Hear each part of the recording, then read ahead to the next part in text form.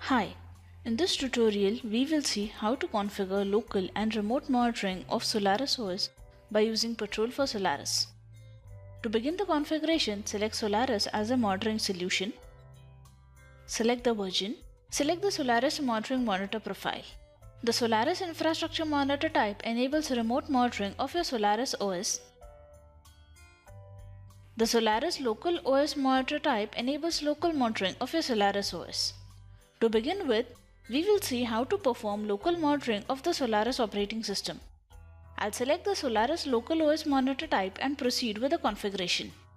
Here, choose the resources that you want to monitor. You can monitor CPU, memory, kernel, NFS, network, users, swap, virtualization, services, process, file systems, Z-pool, and disk resources. Clear the checkbox to disable monitoring of any of these resources. By default, all these resources are included for monitoring. For this demo, I'll include all the resources for monitoring. We will now see the types of filters provided in this configuration. In virtualization configuration, you can create filters to include or exclude logical domains and zones from monitoring. I'll keep the default settings. In SMF, you can exclude services by the service state.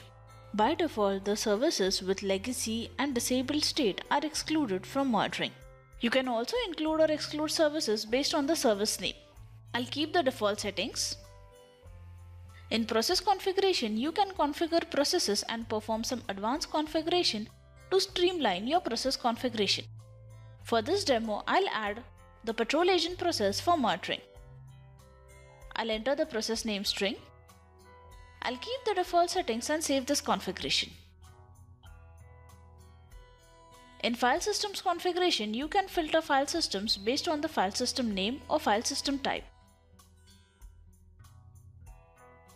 The Z-pool and disk configurations enable you to filter Z-pools and disks respectively. I'll save the configuration. We can now see the instance in the TrueSight console. Now we will see how to configure remote monitoring of the Solaris OS.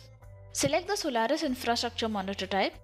In device input type, select the type of input that you wish to enter. You can choose host name or file path based on your requirement. If you have selected host name, you can enter the host name in any of the following formats. Enter a fully qualified domain name or just a host name.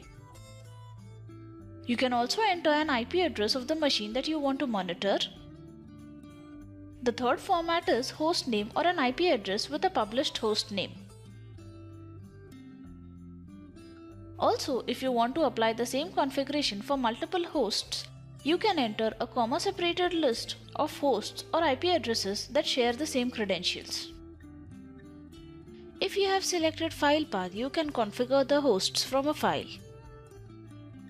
You can enter the absolute path to the file that includes the comma-separated list of hosts. Enter the port number. Enter the username to connect to the remote host. Keep the default settings to use Patrol agent default account credentials to connect to the remote host. Password-based authentication is used for verifying the credentials in this case. I'll keep the default settings and use the Patrol agent default account to connect to the remote host. In the monitor type configuration, choose the monitor types as per your requirement. This configuration is similar to the local monitoring configuration that we just discussed. Save the policy. This is how you can perform local and remote monitoring of your Solaris OS using Patrol for Solaris. Thank you for watching this video.